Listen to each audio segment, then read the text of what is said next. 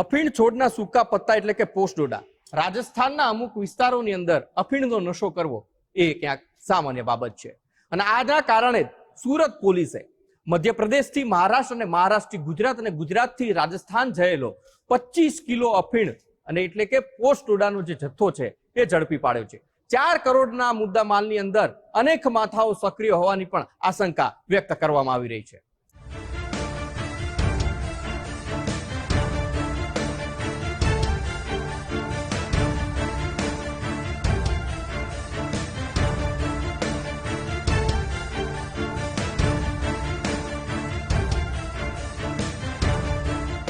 ગુજરાતનો લાંબો દરિયાકાંઠો વિદેશની ડ્રગ્સની હેરાફેરી કરતા તસ્કરો માટે એક સમયે સુરક્ષિત માર્ગ હતો। ગુજરાતના દરિયાકાંઠે ઉતરીને ડ્રગ્સ છેક પંજાબ, પૂર્વોત્તર ભારતના રાજ્ય અને છેક કર્ણાટક સુધી પહોંચવાના કિસ્સા સામે આવ્યા છે। જો કે Gujarat marine police, coastguard, ATS સહિતની એજન્સીઓએ સકંજો કસતા તસ્કરોએ આ રૂટથી હેરાફેરી ઘટાડી દીધી છે।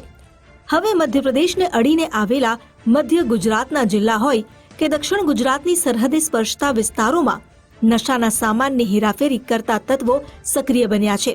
સુરત જિલ્લા લોકલ ક્રાઇમ બ્રાન્ચને મોટી માત્રામાં નશાના સામાનની હેરાફેરી થવાની ચોક્કસ બાતમી મળી, જેના આધારે પોલીસે પલસાણાના ટુંડી ગામની હદમાં વોચ ગોઠવી અને બાતમી મુજબની ટ્રકને રોકીને તેની તલાશી લેતા તેમાંથી 2500 કિલો પોસ્ટડોડાનો માદક પદાર્થ જપ્ત કરાયો। આ પોસ્ટડોડા પર ચોખા ભરેલા કટ્ટા ગોઠવીને તેને છુપાવવાનો પ્રયાસ કરાયો હતો। સુરત ગ્રામ્ય એલસીબીએ ટ્રક અને પોસ્ટડોડા સહિત 4 કરોડનો મુદ્દામાલ જપ્ત કર્યો છે। આ જથ્થો મધ્યપ્રદેશના રતલામથી રાજસ્થાન લઈ જવાતો હતો। પોલીસે ટ્રક ચાલક સુનિલ ભવરલાલ બિશ્નોઈની ધરપકડ કરીને પૂછપરછ કરતા તેણે એક ટ્રીપ દીઠ 70,000 રૂપિયા મળતા હોવાનું જણાવ્યું। આ પોસ્ટડોડાનો જથ્થો મધ્યપ્રદેશના રતલામથી મોકલનારા અજાણ્યા ઇસમોને વોન્ટેડ જાહેર કરવામાં આવ્યા છે, જ્યારે જથ્થો જેને આપવાનો હતો તે રાજસ્થાનના જોધપુરના સુરેમરામ દેવારામ બિશ્નોઈની તપાસ પણ હાથ ધરવામાં આવી છે।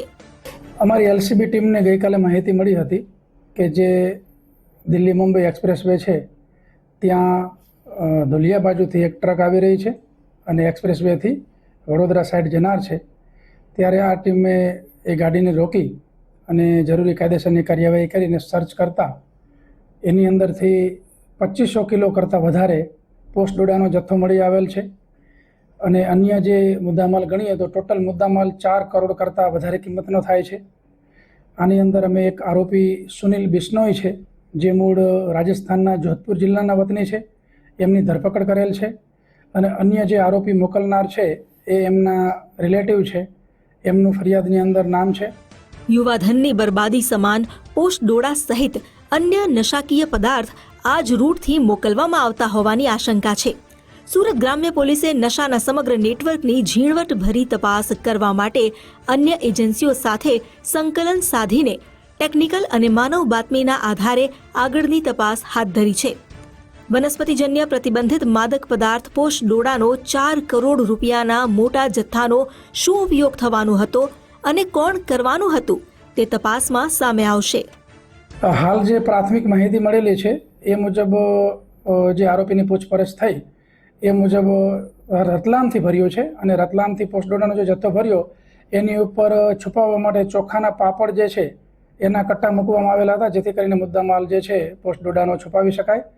અને હાલ પ્રાથમિક પૂછપરછમાં રાજસ્થાન જોધપુર ખાતે પહોંચાડવાની વાત કરે છે, પરંતુ ગુજરાતમાં કોઈ જગ્યાએ જવાના હતા કે કેમ, એમના જે ટેકનિકલ તપાસ છે એ તમામ બાબતોની તપાસ થશે અને રિમાન્ડ દરમિયાન આ તમામ મુદ્દાઓ જે છે એની વ્યવસ્થિત રીતે તપાસ કરી લેવામાં આવશે। મધ્યપ્રદેશથી પોસ્ટડોડાનો જથ્થો મધ્ય ગુજરાત અને ઉત્તર ગુજરાત થઈને રાજસ્થાન જાય તે સૌથી નજીકનો રૂટ છે। આમ છતાં તે મહારાષ્ટ્રના ધુલિયાથી હજીરાના નેશનલ હાઈવે મારફતે રાજસ્થાન કેમ મોકલવામાં આવ્યો તે તપાસનો વિષય છે।